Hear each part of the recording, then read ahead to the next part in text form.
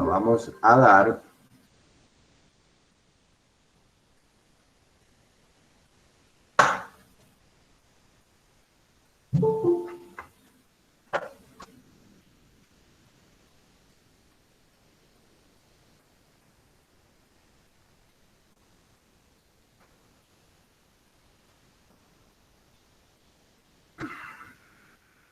Como yo no los veo a ustedes ahora porque estoy con la presentación, por favor díganme si se ve, si se está presentando. Por ahora hay una hoja en blanco. ¿Sí? Sí, se está presentando. Se ve bien. Gracias. Y si alguno tiene, gracias. Si alguno tiene preguntas, no me lo escriba en el chat porque no lo leo, porque yo estoy viendo la presentación. Desaparecen ustedes. Así que dígamelo. Me interrumpe, no tengo inconveniente. ¿Sí? Bien.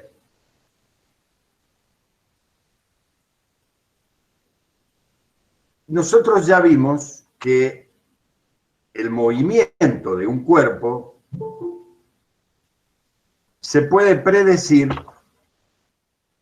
esperen que lo admito al Alex, si se conocen las condiciones iniciales del movimiento, es decir, cómo se está moviendo, posición, etcétera, velocidad y las fuerzas externas que actúan sobre él. ¿Sí?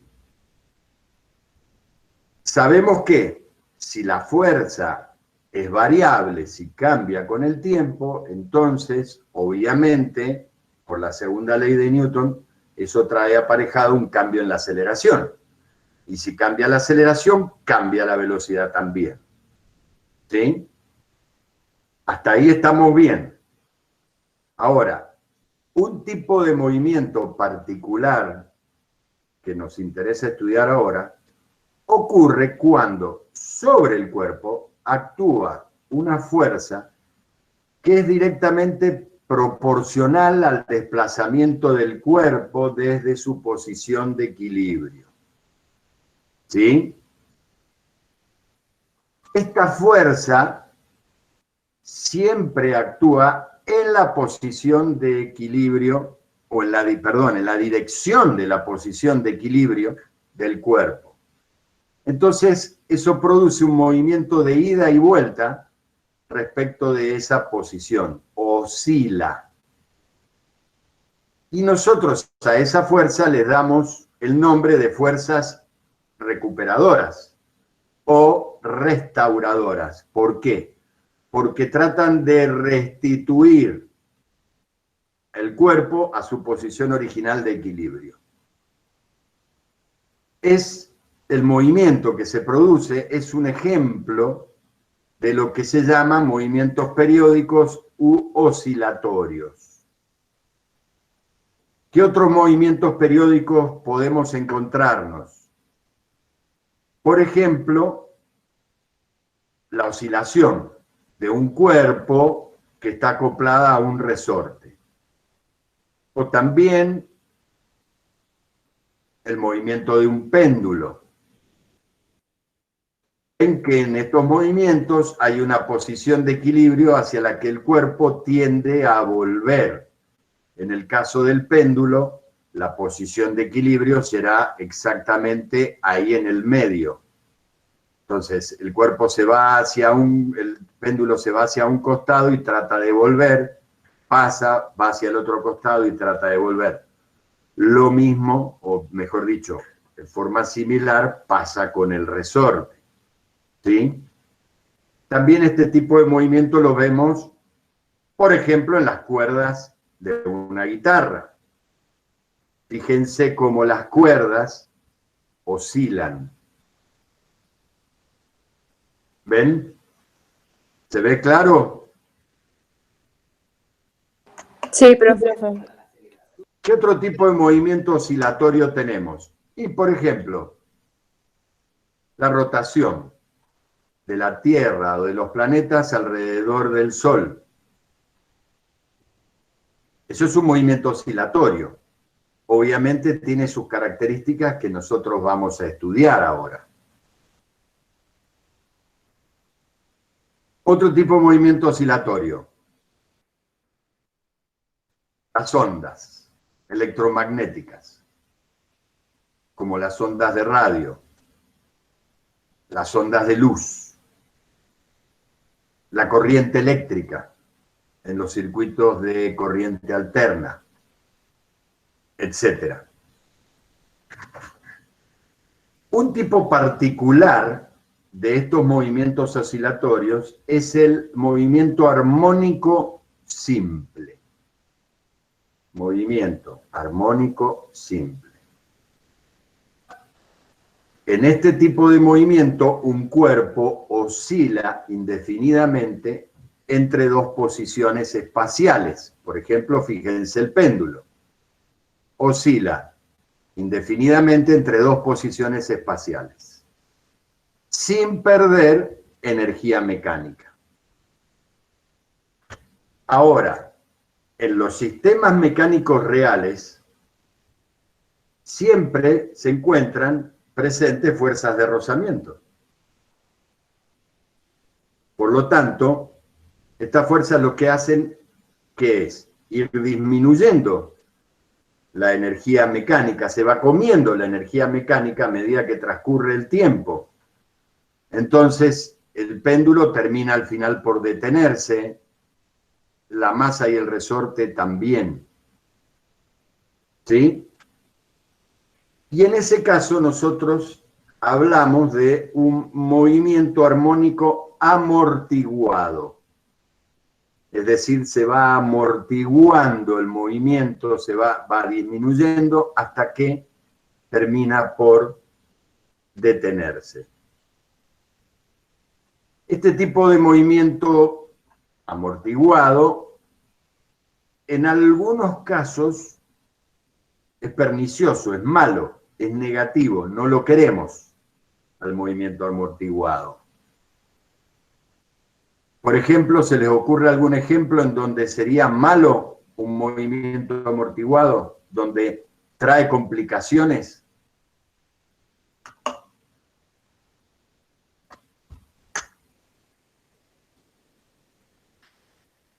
Hola, ¿están ahí? Como yo no los veo, esto parece una clase de espiritismo. Hola, ¿están ahí? Golpea la mesa 2 veces si estás ahí. Sí, profe. No me acostumbro a tener el micro silenciado. Espíritu de la clase, respóndeme. ¿Estás ahí? Bien. Por ejemplo, en un reloj antiguo, de los relojes que tienen el péndulo. Bien. En ese caso, por ejemplo, pues yo en el mío le tengo que dar cuerda cada rato, pues si no se para. Ah, muy bien. Pero eso, si no se para, exactamente. Y la cuerda lo que hace es contrarrestar eso. Ahora lo vamos a ver, ese caso particular. Ahora lo vamos a ver. Teneme paciencia, Lauti. Pero uno donde vos decís, no, che, si yo lo dejo se para, y eso es malo, porque el rozamiento me trae otras consecuencias. ¿Qué decías, Nicolás?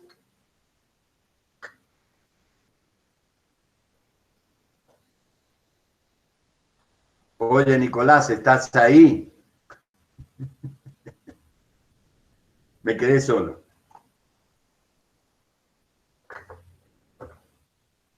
¿Me quedé solo, en serio? No, todavía. No, profe, no está.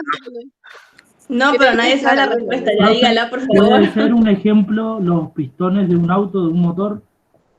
Bien, ese es un buen ejemplo, Alex. Exactamente. O sea, el movimiento del cigüeñal y los pistones. Correcto. ¿Qué pasa? Ese movimiento es amortiguado, ¿sí? Y eso produce esa fricción.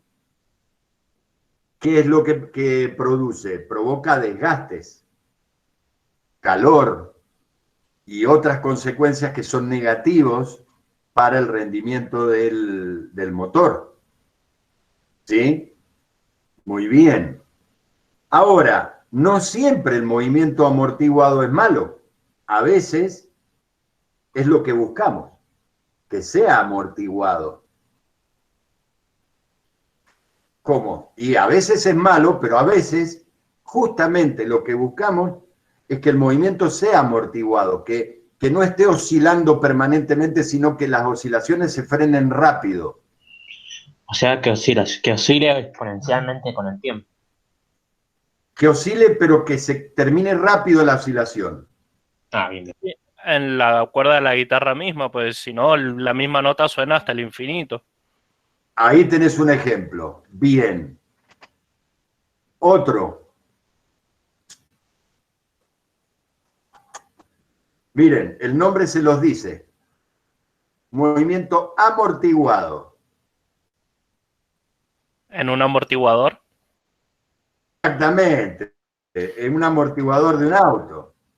¿Qué es lo que se busca? Se busca justamente que el auto oscile hacia abajo y hacia arriba, pero rápidamente se frene el movimiento. Si no, no sé si ustedes han tenido la oportunidad de ver o no casos de coches que le fallan los amortiguadores y están permanentemente moviéndose y demora muchísimo.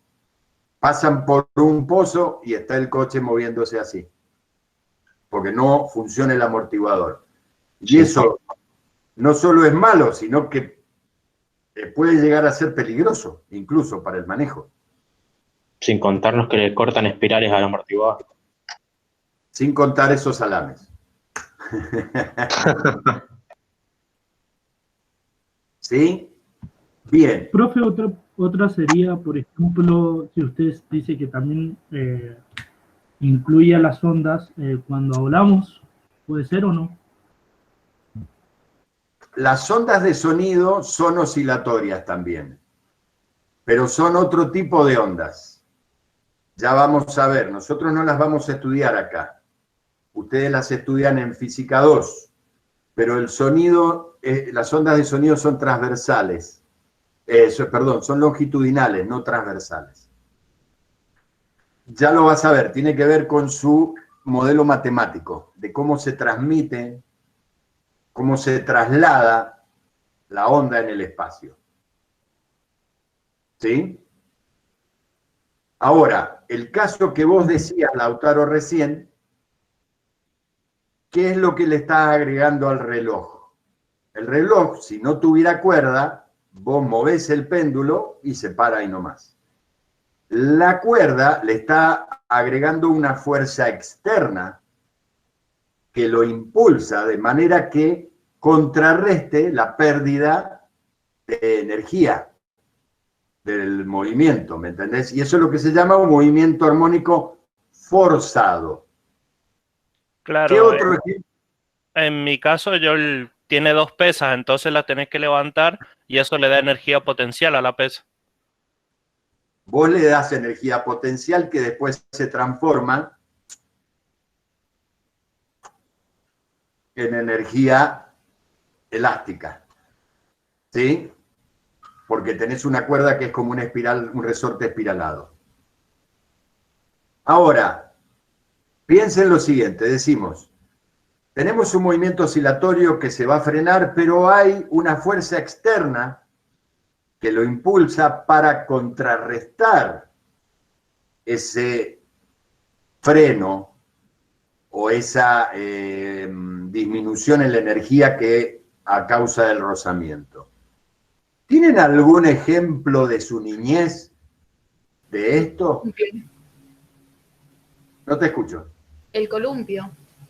El columpio, exacto. Muy bien. Es decir, la persona que empuja aplica una fuerza que contrarresta la pérdida de energía por rozamiento. Y así lo que hace es mantener al niño en un movimiento armónico simple. ¿Lo ven? Claro que seguramente ustedes habrán hecho de chiquitos algo. Cuando la fuerza que aporto es mayor, la energía que yo estoy aportando es mayor que la pérdida por rozamiento, ¿qué pasa? La amplitud del movimiento es mayor, ¿sí? El columpio se va se eleva más. Y si sigue esta situación, ¿qué es lo que va a pasar? Si yo cada vez lo empujo más fuerte, cada vez lo empujo más fuerte. Termina dando la vuelta en el columpio. La vuelta completa. Bueno, y la persona que está sentada ahí vuela. ¿Sí? Depende con la fuerza que te agarre.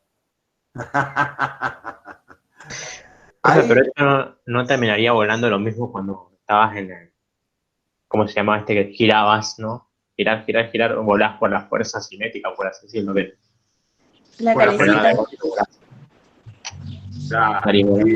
¿Qué es lo que pasa ahí? Puede destruirse el sistema. Lo que se dice en esa situación en que la fuerza constante es mayor que la pérdida por rozamiento y por lo tanto va aumentando cada vez más la amplitud del movimiento, el sistema entra en resonancia, que habrán escuchado el término, ¿no es cierto? sí. Y entra en resonancia que puede ser destructiva. Por ejemplo, fíjense, ustedes deben haber experimentado casos de resonancia cuando se acercan con un micrófono a un parlante. Ahí hay ondas, y las ondas tienen este tipo de movimiento, y entran en resonancia, y que dicen, no, que se acopla. ¿Han escuchado eso? Apagan uno, o bajan el volumen, o se alejan. Y la famosa resonancia magnética, profe. También, exactamente. Entonces, ¿qué pasa? La resonancia puede ser controlada, pero si no lo controlas, termina destruyendo el sistema. Termina siendo destructiva. Entonces, si yo dejo el micrófono ahí y que hace ese pitido, ¡pi! Ahí, y no lo saco, se va a terminar quemando algo. ¿Se entiende? Profe, y por ejemplo, usted dice que esto es como destructivo. ¿Qué pasa en los parques de diversiones? Que hay juegos que dan vueltas y dan vueltas, o distintos tipos de cosas, digamos. Bueno, pero ahí están controladas las fuerzas que vos les agregás. Es decir, si la fuerza que vos le estás agregando para mantenerlo en movimiento fuera cada vez mayor, llegaría a un punto donde se rompería el sistema, se destruye y entraría en resonancia. ¿Sí? Es decir, si yo tengo una calecita, imagínate que cada vez que pasa le doy un empujón y eso le agrega cierta energía. Si esa energía que yo le estoy agregando es mayor que la que pierde por rozamiento, el sistema se va cargando de energía. Y yo cada vuelta le voy dando más, va a llegar a un punto donde físicamente no va a soportar ese aumento de energía y se va a destruir. Colapsa el sistema. Claro, a menos que esté todo calculado cuál es la fuerza que yo le tengo que dar para que se mantenga en el movimiento sin salirse, sin entrar a que entre en resonancia el sistema. Hay un caso paradigmático que quizás, no sé si ustedes lo han visto o no, de un sistema que entra en resonancia, pero que fue el que más publicidad tuvo, porque fue un puente que entró en resonancia, con un viento, ¿sí? Es el puente sobre el río Tacoma en Estados Unidos. Entró en resonancia. Ahí tienen imágenes de ese puente. Ese puente, claro, a ver, el río Tacoma es muy angosto y sopla siempre un viento que es transversal a la estructura del puente. Ese viento entraba en resonancia con los elementos del puente. ¿Y qué hacía que el puente vibrara? Eso ya se vio al poco tiempo de inaugurarlo, el puente estaba cerrado y por eso se pudo filmar, porque se veía venir que en algún momento el sistema, la resonancia iba a entrar, iba a ser destructiva. Obviamente se terminó cayendo el puente. Pero fíjense que el movimiento del puente es muy particular. Fíjense cómo ondula. Ya van a ver por qué les digo esto. ¿Les recuerda algo ese movimiento del puente? Es como una onda. A una onda, claro, exactamente.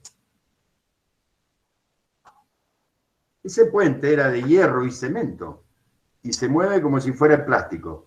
A todo esto, el viento, que usted dice, bueno, era un huracán. No, era un viento Claro. era un viento de 120 kilómetros por hora. ¿Y entonces qué? ¿Estaba mal construido el puente? Claro, Porque, estaba mal ah, construido el puente. ¿Por qué? Porque, a ver, lo que estaba mal construido es que no se había tenido en cuenta las aleaciones de los materiales que estaban hechos en el puente. Y de que esos materiales, con un viento de esa magnitud transversal, entraban en resonancia los materiales. Y eso es lo que se provocó. Ese puente ya está reconstruido y obviamente, o sea, no es reconstruido, construyeron uno nuevo y no pasa nunca más eso. Pero a raíz de esto, se estudia muy bien, a raíz de lo que pasó en el puente de Tacoma, los materiales, las aleaciones que se hacen para construir un puente. profe, pero no entiendo cómo se puede mover así sin romperse. Sí, sí, no, Porque, o sea, es cemento. Ahí nomás se tiene que romper. se rompió, se rompió. A los pocos días se rompió. O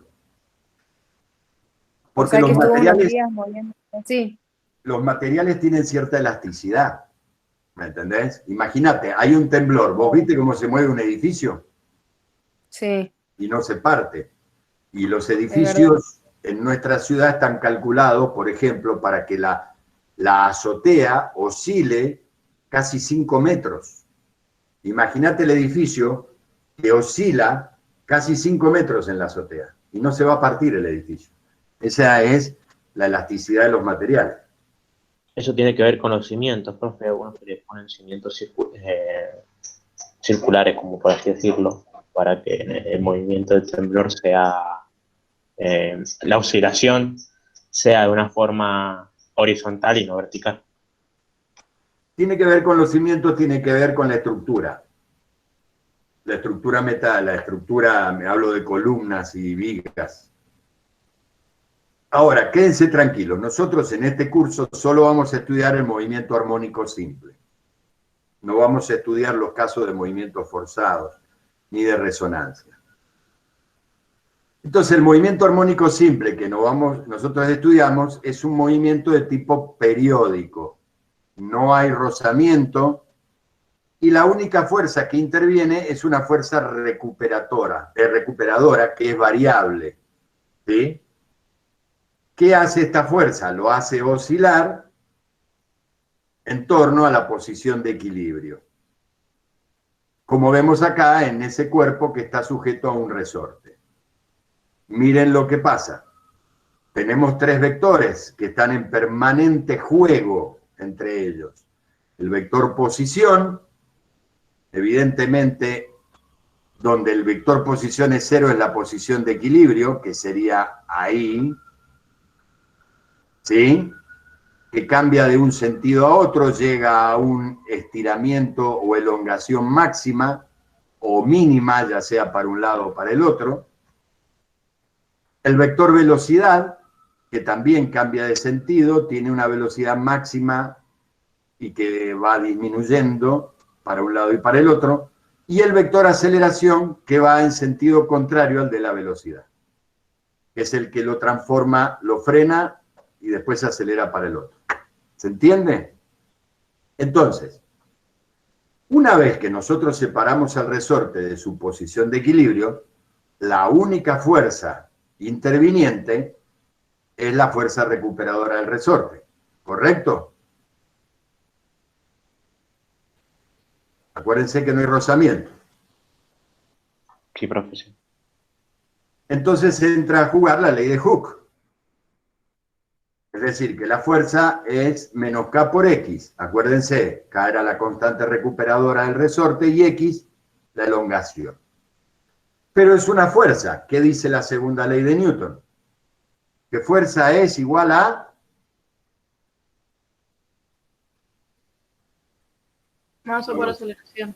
Masa por aceleración. Gracias, Fiorella. Masa por aceleración. Y la aceleración es la derivada segunda de la posición en función del tiempo. ¿Sí? Si yo igualo estas dos ecuaciones, estas dos fuerzas, llego a una ecuación diferencial. ¿De qué orden?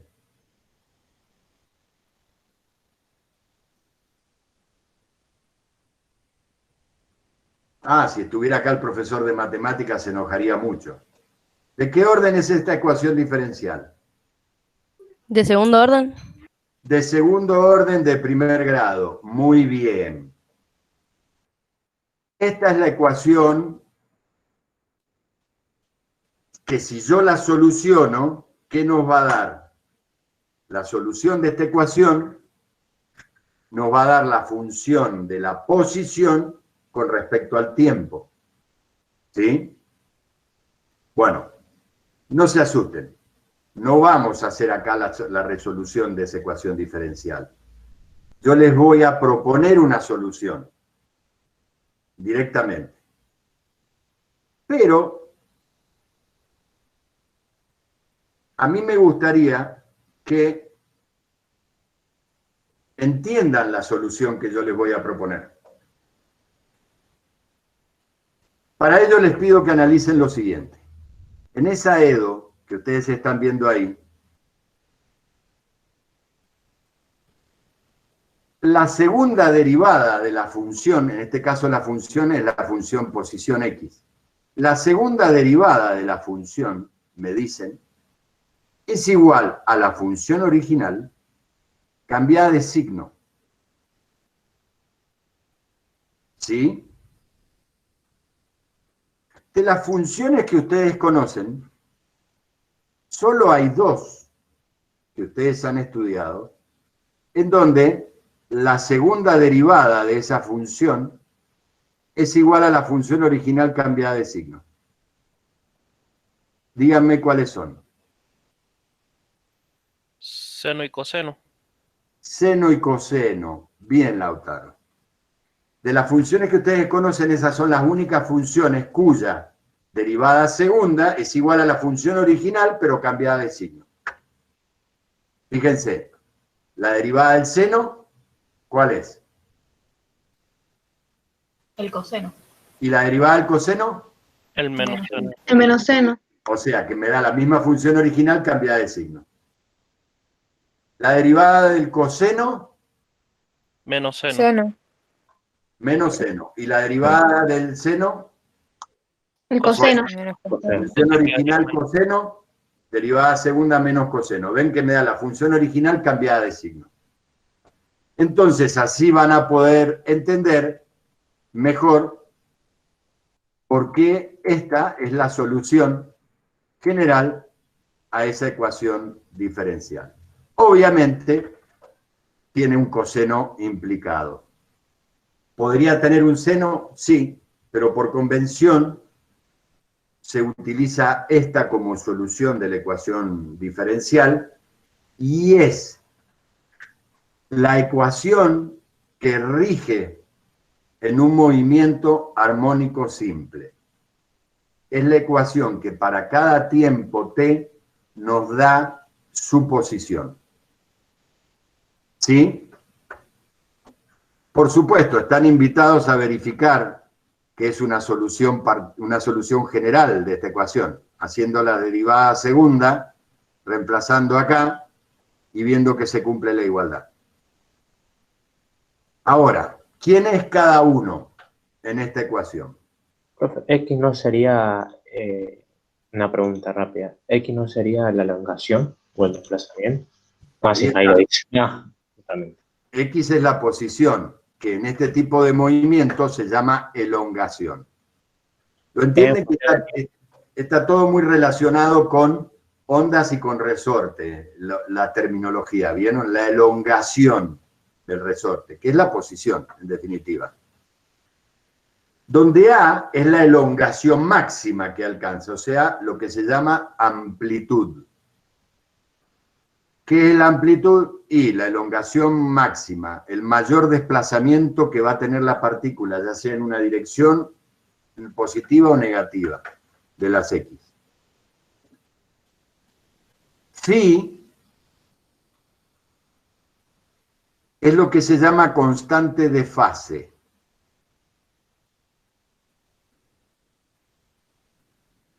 Se mide en radianes, ¿sí? Y de alguna manera, ya vamos a ver en la gráfica, nos mide el desplazamiento que tiene la función. Ya lo vamos a ver en la gráfica. A y Phi nos dicen cuál es el desplazamiento en el instante t igual a 0. Es decir, al inicio del movimiento, si yo hago t igual a 0 en esta ecuación, me queda que el desplazamiento A es igual a la elongación por el coseno de Phi. O sea que esos dos valores son los que me definen la posición inicial de una partícula. Omega es lo que se llama frecuencia angular. Y si ustedes lo ven en las unidades que se mide, van a entender por qué se eligió esa letra. ¿Les trae algún recuerdo? Omega. La velocidad angular. La velocidad angular, exactamente. ¿Por qué? Y porque en un movimiento circular uniforme, es un movimiento oscilatorio armónico simple, porque el cuerpo da vueltas sobre el mismo punto de equilibrio, entonces está muy relacionado con el movimiento circular. Por eso se utiliza la omega, pero acá no se le llama velocidad angular, sino frecuencia angular. ¿Sí? ¿Y qué nos está faltando? Bueno, omega t más phi, o sea, todo el argumento del coseno, es lo que se llama fase del movimiento. La fase del movimiento, como ustedes van a ver en otras materias, sirve para comparar movimientos de dos sistemas distintos de partículas. Esta es evidentemente una ecuación periódica porque tiene involucrado un coseno.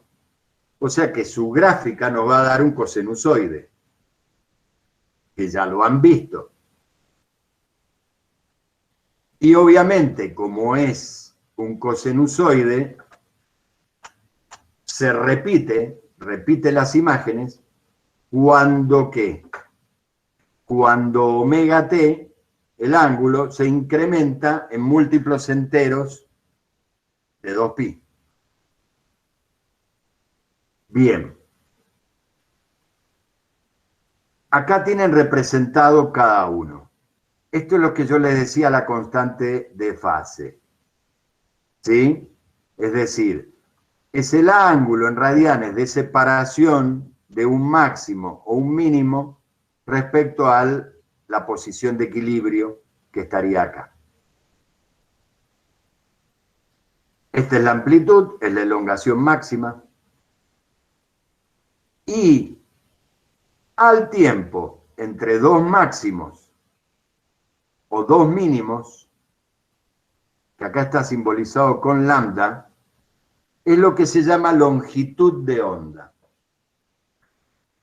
Ustedes habrán escuchado mucho este término de longitud de onda, sobre todo en las emisoras de radio. ¿Sí? ¿O no? Y la frecuencia. Pero profe. Sí, profe, no me queda claro qué es la frecuencia angular.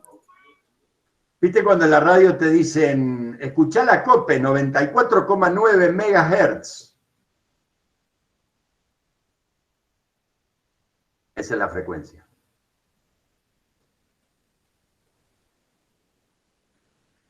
¿Se acuerdan lo que era un hertz? 1 sobre segundo.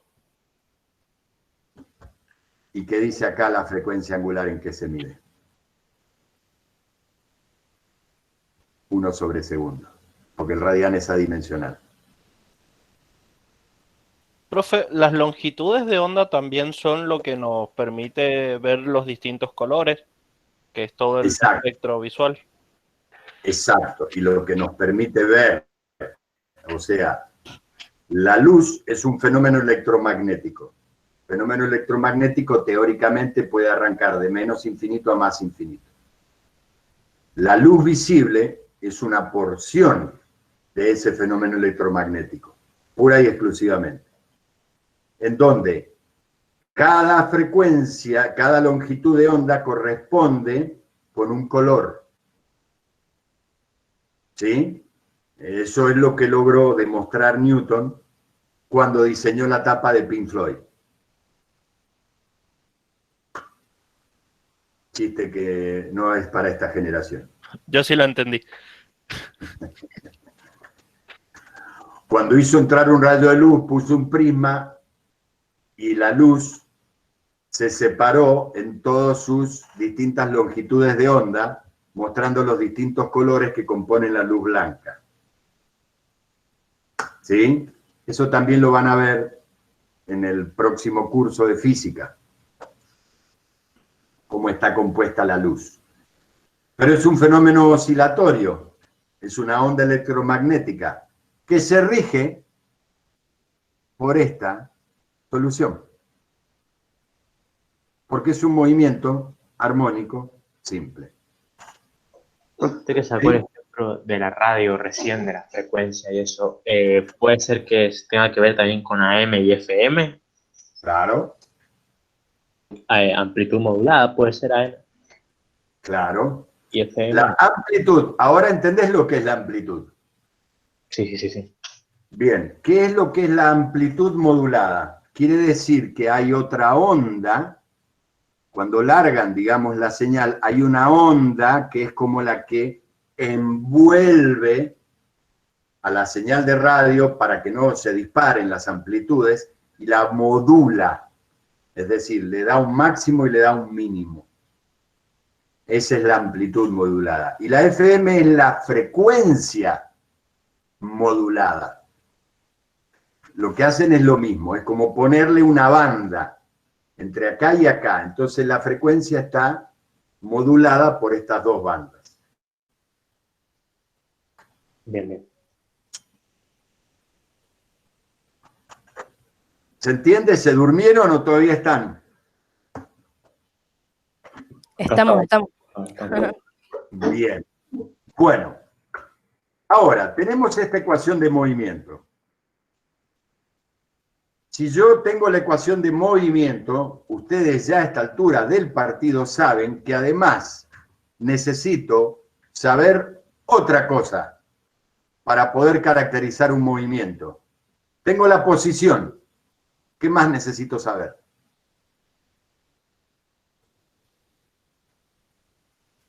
Ay, Heisenberg, te estás revolviendo en la tumba, Heisenberg. ¿No es un punto de referencia? No, porque eso me lo da la posición. Si tengo la posición para caracterizar un movimiento, para caracterizar algo en el espacio, necesito saber dos cosas. Una es la posición y la otra es... El tiempo. No, porque la posición está en función del tiempo. ¿La velocidad? ¡La velocidad! Muy bien. ¿Quién fue? Agustina. Fiorella. Fiorella. Excelente, Fiorella. Perdone, que no estoy viendo, así que solo por las voces, la posición y la velocidad. Yo, conociendo esas dos magnitudes de una partícula, puedo saber todo de esa partícula. Cómo se mueve, hacia dónde va a estar, todo. Por eso es tan importante el principio de incertidumbre de Heisenberg, que ustedes lo estudiarán el año que viene. ¿Qué dice el principio de incertidumbre de Heisenberg? Con el cual ganó el título de, o sea, fue la tesis doctoral de Heisenberg. Eso es que podemos saber la posición o la velocidad de una partícula, pero nunca las dos. De una partícula subatómica. Correcto. ¿Sí? Es decir, mientras más preciso estoy sobre la posición de un electrón, me aumenta la incertidumbre sobre la velocidad del electrón. Y viceversa. Mientras más preciso estoy sobre la velocidad que tiene un electrón, me aumenta la incertidumbre sobre la posición. Es decir, de una partícula subatómica no puedo tener estas dos magnitudes perfectamente delimitadas. Por lo tanto, eso trae una consecuencia inmediata. Nunca voy a poder ver un átomo. Porque necesitaría tener las dos magnitudes en forma precisa para poder verlo. Nunca lo voy a poder ver. Por más potente que sea el microscopio. Profe, ¿Sí? entonces se puede saber, digamos, la posición que viene después de la que está en una partícula. ¿Puedo tener más precisión sobre la posición de una partícula subatómica? ¿Me habla Fiorella? ¿Ah? De una Sí, Lea. ¿Eh? Claro, si puedo saber cuál va a ser el siguiente movimiento de la partícula.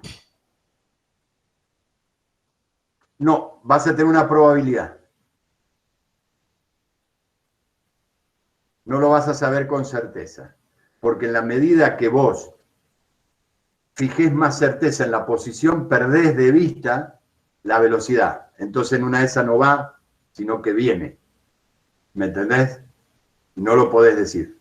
Entonces se mueve, el mundo subatómico se maneja con probabilidades de ocurrencia.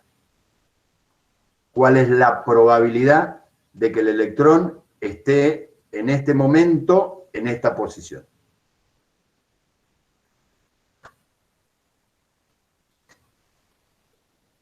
¿Se entiende? No. Bueno, bienvenido al mundo real. Nunca lo vas a poder saber con certeza. O sea que todo lo que nos enseñaron de geometría angular y todo eso no está 100% comprobado. ¿Todo lo que te enseñaron en qué cosa? En la parte de geometría, que era química general 1, la parte de geometría molecular y todo eso, ¿está 100% comprobado o no? A ver, en la medida que vos te vas agrandando de las partículas subatómicas, sí, porque obviamente vos podés saber exactamente dónde estoy parado yo y cómo me muevo. ¿Sí? O sea, el macromundo es una cosa, el micromundo es otra cosa. En la medida que yo me achico y me voy metiendo en el micromundo, empiezan a aparecer incertidumbres e incertezas. Hay una forma de representar que vos viste y aprendiste, pero es una forma de representar para que vos puedas entender cómo funciona. Ahora, no quiere decir que eso sea la realidad. Bien. ¿Se entiende? Por eso los modelos atómicos son modelos, no hemos visto un átomo todavía. Exacto, ni lo vas a poder ver y no es como lo dicen los modelos. Los modelos te predicen cómo se va a comportar y algunos son más ajustados que otros y por eso hubieron cambios en los modelos para ir ajustándolos con la realidad. y para que vos te puedas imaginar lo que está pasando ahí, pero no sabés lo que está pasando ahí. No realmente. Por ejemplo,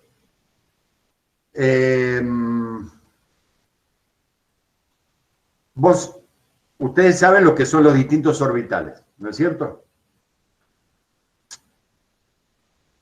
¿Cómo, profe? No entendí. ¿Saben lo que son los orbitales? Sí. Claro que sí. Bien. Si yo tengo un átomo de lo que sea y le doy energía, lo excito al electrón, ¿qué va a pasar con ese electrón? Que está en una capa, no sé, 2s. ¿A dónde se va? Está en el nivel 2s. ¿A dónde se va? Al 2P. Se va al 2p. Muy bien. Ahora, representémoslo con el modelo, como dice Lautaro. Tengo la órbita del 2s y va a la órbita del 2p. O sea, lo excito y el átomo, el electrón, perdón, al tener más energía, salta de orbital. ¿Sí? ¿Me siguen? Sí, profe, sí. Bien. Y es más, usamos la expresión salta de orbital. ¿Y nosotros qué nos imaginamos? Una pelotita que estaba acá y hace y viene acá arriba. ¿No imaginamos eso? Sí, algo así. Sí, exactamente. Bueno, no existe ningún salto físico. ¿Por qué? Porque la energía está cuantificada. Es decir, uno de los grandes descubrimientos de Planck es que la energía no es continua, no está en números reales, va por paquetes.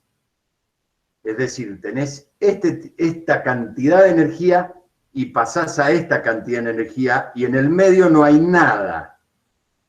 No hay un pasaje continuo como una función real. Estás acá y de repente estás acá y desapareciste de acá. Entonces, lo que pasa con el electrón es que estaba en esta órbita, desaparece y aparece en esta órbita. ¿Cómo llegó ahí? Se teletransporta, por así decirlo.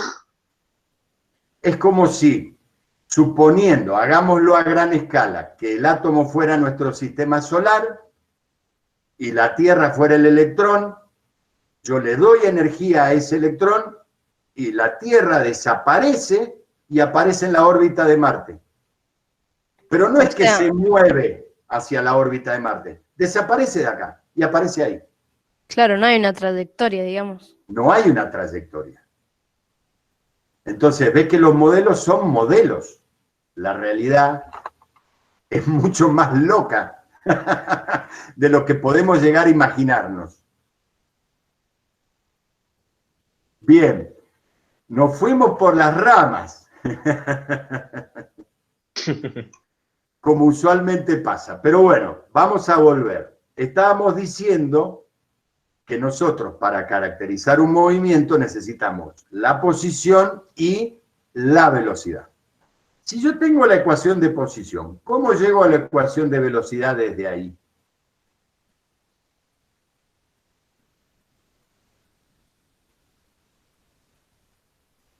Espere, profe, vuelvo a repetirlo. Tengo la ecuación de posición, x igual a A por coseno de omega t más phi. ¿Cómo calculo la velocidad? La derivo. La derivo. Muy bien, derívenla. Derívenla respecto de t, a x. Acuérdense que todo lo que no sea x es una constante.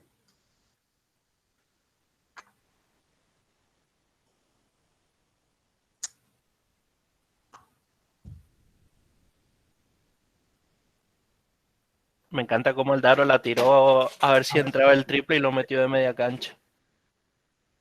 Muy bueno. Y se ganó $1.000.000.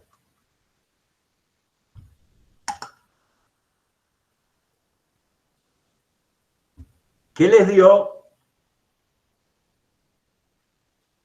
Estoy derivando la posición respecto del tiempo. Perdón, dije X. Todo lo que no sea T es una constante. O sea, ¿qué me dio?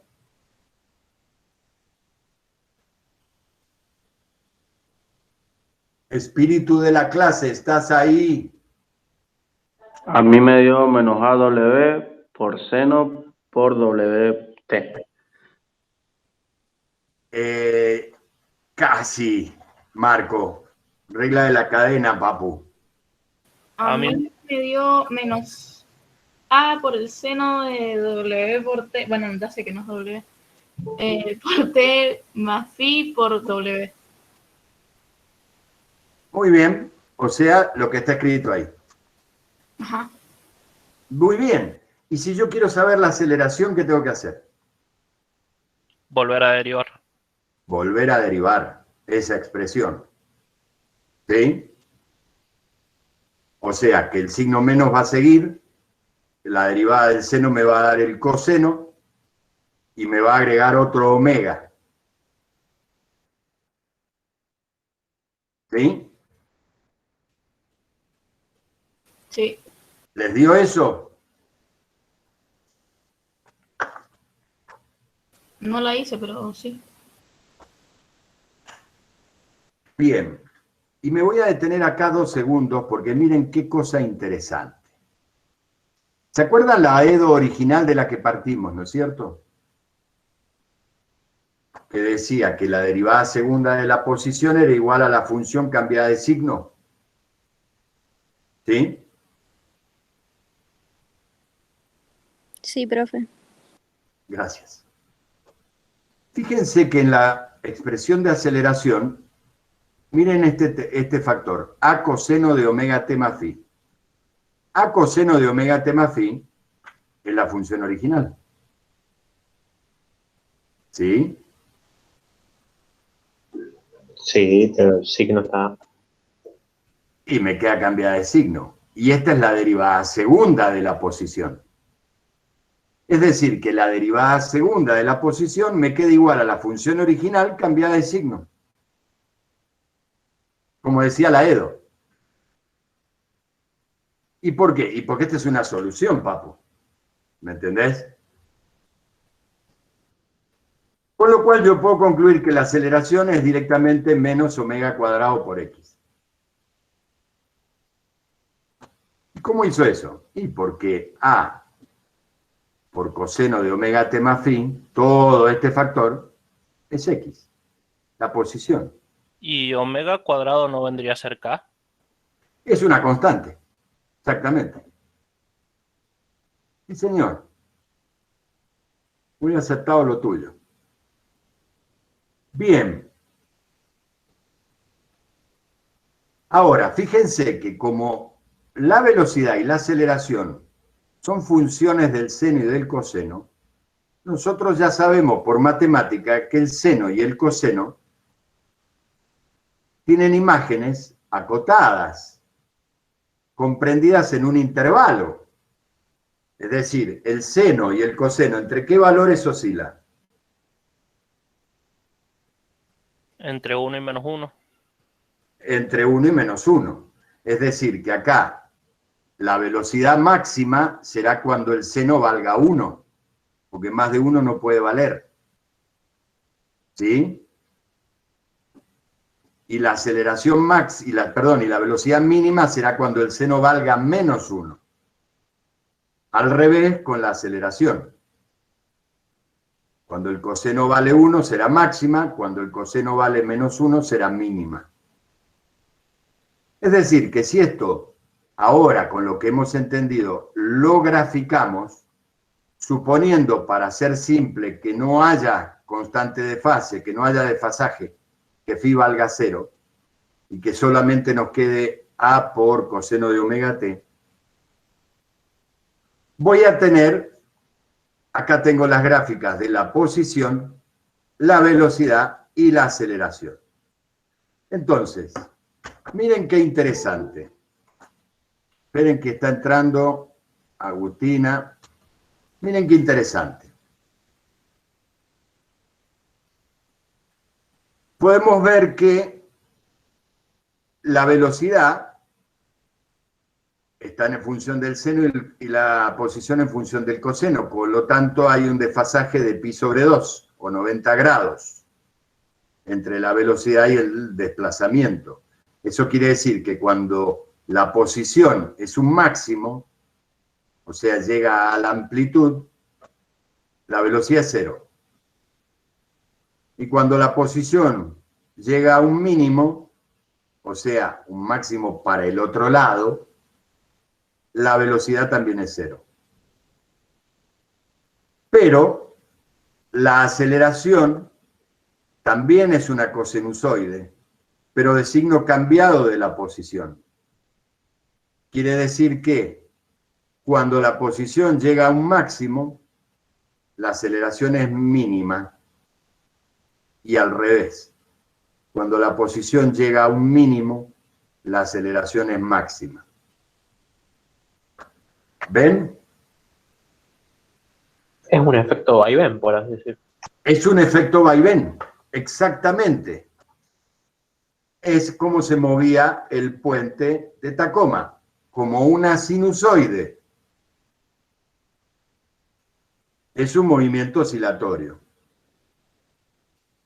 Bien, ahora nos interesa calcular el período en el movimiento armónico simple. ¿Sí? Entonces, de la Edo que definía el movimiento armónico simple, ¿qué podemos decir? Sabíamos que la fuerza era menos K por X, la ley de Hooke, y también masa por aceleración, la segunda ley de Newton. Por lo tanto, de acá podemos concluir que la aceleración es menos K por X sobre M. ¿Is that correct? ¿Está bien eso?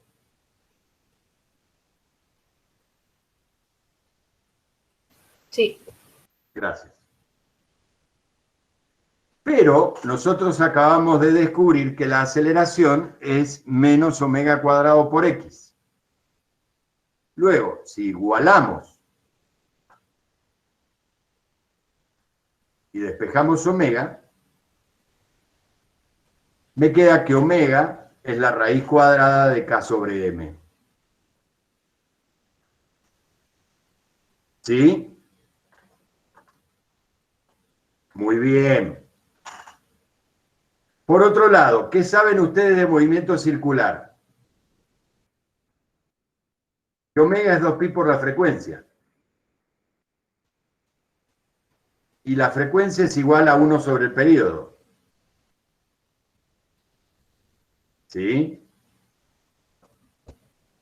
¿Me siguen? Si yo junto esto con esto, voy a llegar a que el período es 2pi sobre omega, o lo que es lo mismo, 2pi por la raíz de m sobre k.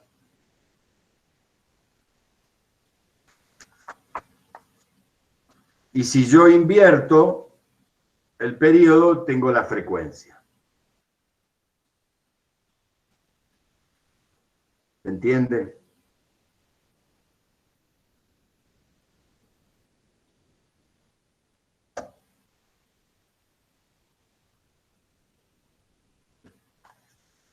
¿Se entendieron o se quedaron por el camino?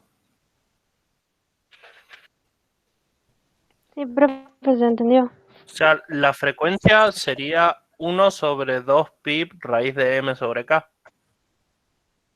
O si pasás la raíz arriba, te quedaría 1 sobre 2pi raíz de k sobre m arriba. Correcto. Entonces, fíjense acá, algo muy importante. Como conclusión de esto que acabamos de ver, podemos resumir algunas propiedades de la partícula que se mueve con un movimiento armónico simple. El desplazamiento, la velocidad y la aceleración varían en forma sinusoidal con el tiempo, pero no están en fase.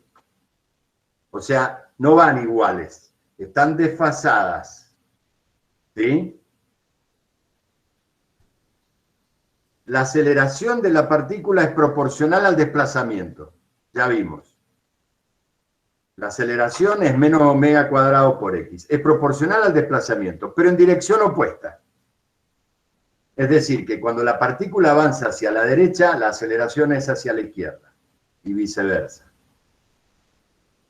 Y el período y la frecuencia son independientes de la amplitud del movimiento.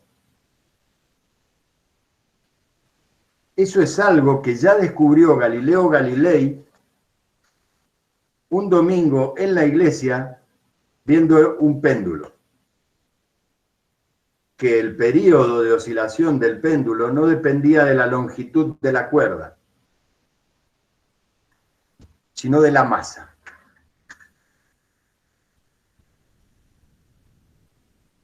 Bien, ¿quedó claro? Más o menos. Más o menos. ¿Qué es lo que no quedó claro? O sea, sí queda claro, pero como que, no sé, es raro. Porque nos vamos acercando al mundo real. Este es el mundo real, Fiorella. Esto se acerca más a tratar de entender lo que pasa en la realidad. ¿Sí? Nosotros vimos mucho en cinemática, pero eran movimientos ideales. ¿Y después qué fuimos? Complejizándolo. Y después en dinámica le agregamos las causas que ocasionan el movimiento. Y empezamos con fuerzas constantes. Y después empezamos a ver qué pasaba cuando la fuerza era variable, la cantidad de movimiento, cómo afectaba. Y ahora vemos cómo todo eso afecta en el movimiento de una partícula. O sea, empezaste de casos muy ideales y lo fuiste complejizando hasta que te vas acercando a lo que sucede en la realidad. Fueron demasiado ideales, me siento engañada. Es que es la única forma, tenés que ir de lo más simple a lo más complejo. Imagínate si quisiéramos empezar de cero, sin saber nada de movimiento, a estudiar esto. Chau, ¿te volvés loco? Es como si, haciendo un paralelo, es como si de entrada, en vez de enseñarte a graficar una recta, primero te trato de enseñar a graficar una función racional con asíntotas. Chao. Y de hacer tabla de valores. Andá, sacala si vas a poder hacerla. No vas a poder, te faltan muchos conocimientos previos. Bueno, ¿quedó claro alguna duda? ¿No? Me alegro. Espero que les haya gustado la clase.